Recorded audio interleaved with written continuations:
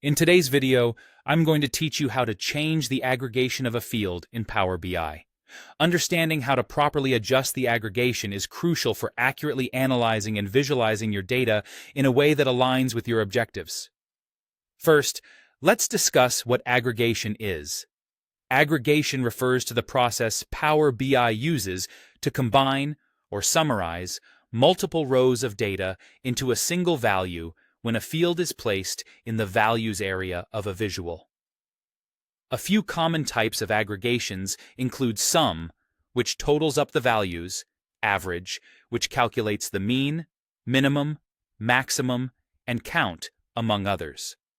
These options allow you to view your data through different lenses and extract varied insights depending on your needs.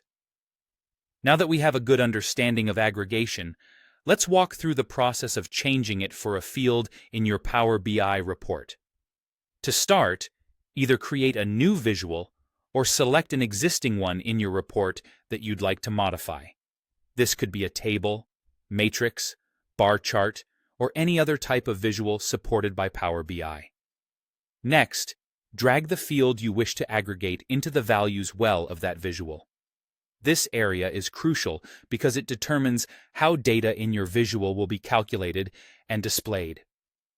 Once your field is sitting in the Values section, you'll want to locate this field inside the Fields pane.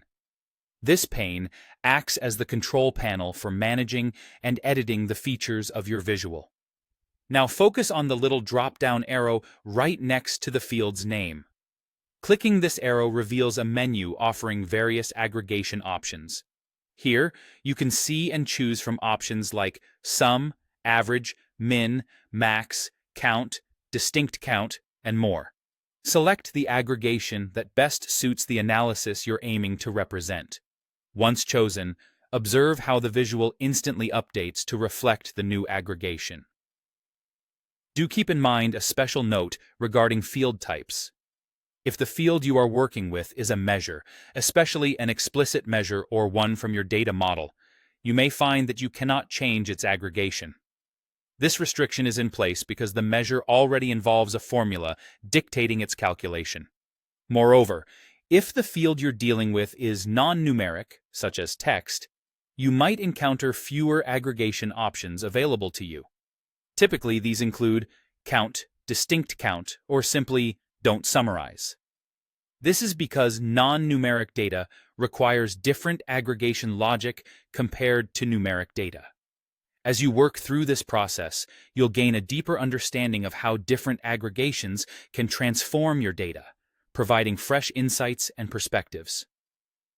We hope this guide helps you navigate Power BI more effectively and contribute to your project's storytelling through data. Thank you for watching, and make sure to explore more features that Power BI offers to harness your data's full potential.